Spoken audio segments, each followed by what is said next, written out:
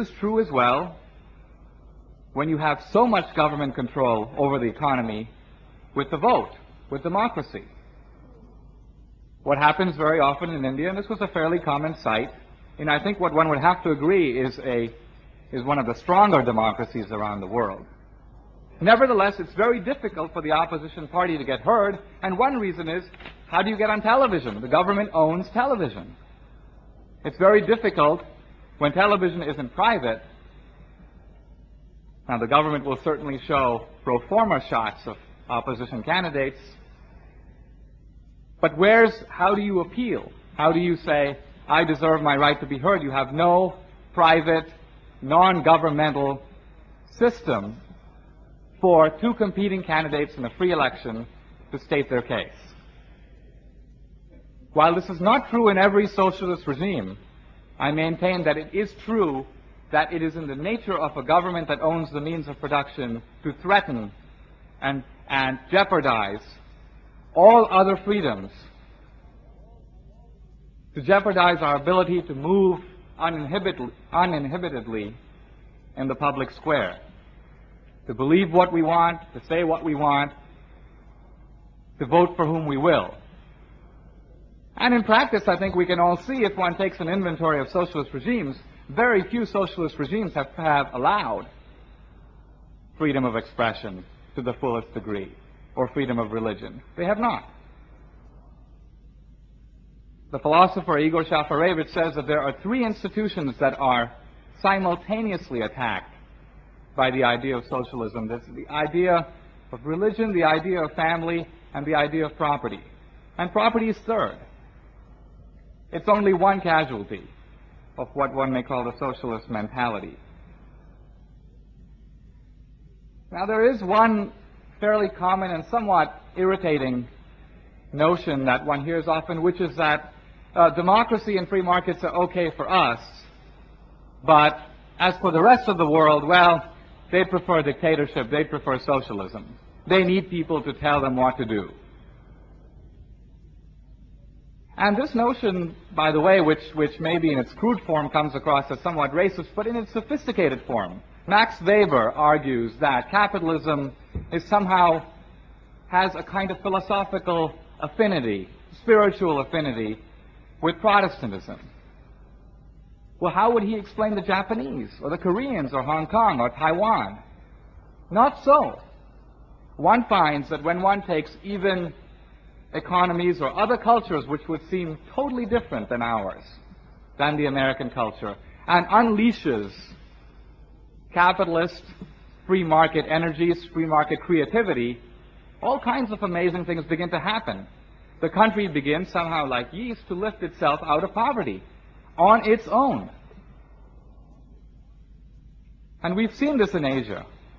And the same argument can be made about democracy, which is, to some extent, breaking out outside the orbit of the Western industrialized world. It's breaking out in Latin America. We see it even in Asia. So it is not true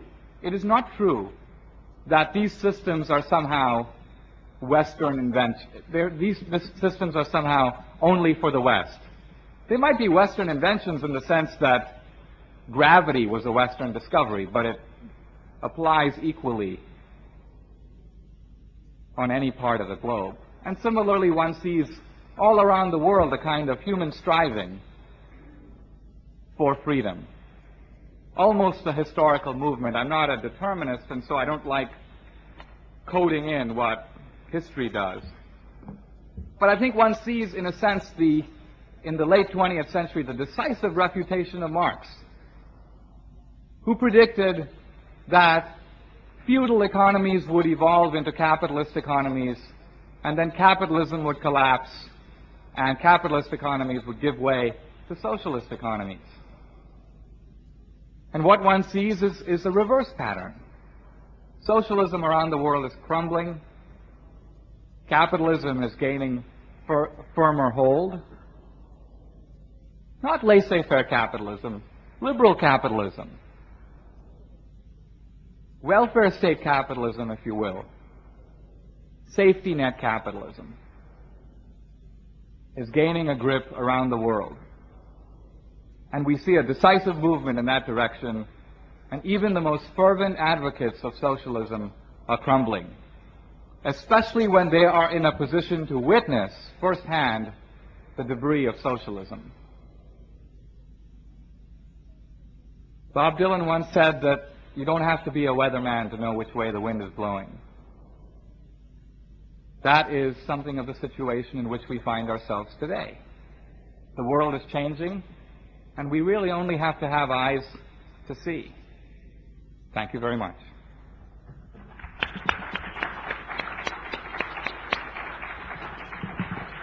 Thank you, Mr. D'Souza. Mr. Hitchens? Well, I'm already at a disadvantage having been introduced as a crumbling person by the last speaker.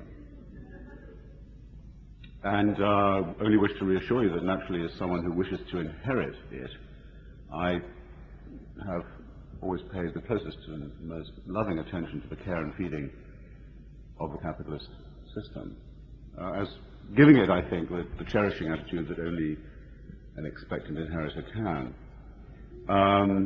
When Thomas More wrote his book Utopia, he wrote it in Latin because, and this is only a relatively short time ago in bourgeois time, in that century the very idea of a just or equal or let alone an ideal society was quite literally not for the profane, not even for those of the profane or vulgar who could read. And that's been the situation with schemes for the ideal or the fair or the just society for the greater part of human history. And that's why I can say this now. Dinesh D'Souza and I are paradoxically bonded together by at least one thing in common, in that we are respectively defenders of capitalism and socialism. These two systems are the only claimants that human genius has so far evolved to a modernist and a universalizing ethic and practice. We both make large claims for ourselves and for our favorite systems and systems of ideas. And as Dinesh, I think, might be the first to admit, no, it might be the last to admit, but would have to admit at any event, Karl Marx was the first writer on society and on political economy to get capitalism's point, to see what distinguished it from pre-existing forms of accumulation, modes of production, and so forth, and to heap really almost embarrassing praise upon it, especially when he was writing in concert with Engels in the Manifesto, but later in the Grundrisse and in the Gotha program and in all three volumes of Capital, he praised it as an unprecedented system for dissolving the bonds of slavery and contract and indenture, a system of wealth and of science and of innovation above all. Of course, he pointed out that it could coexist with and could even at times necessitate forms of slavery of its own, forms of imperialism, and forms obviously of war, perhaps war above all, and coercion. Nonetheless, he did pay it this tremendous dialectical, paradoxical compliment, which no one since him has sought to rescind. It certainly wouldn't be me. But he did not think it was history's last word, to coin a current vulgarism. And though he paid it more eloquent compliments than Milton Friedman was ever able to do, or has ever been able to do, I'll stress this because it will be the last bit of common ground between D'Souza and myself. I didn't come here as a healer, and I don't regard myself as one.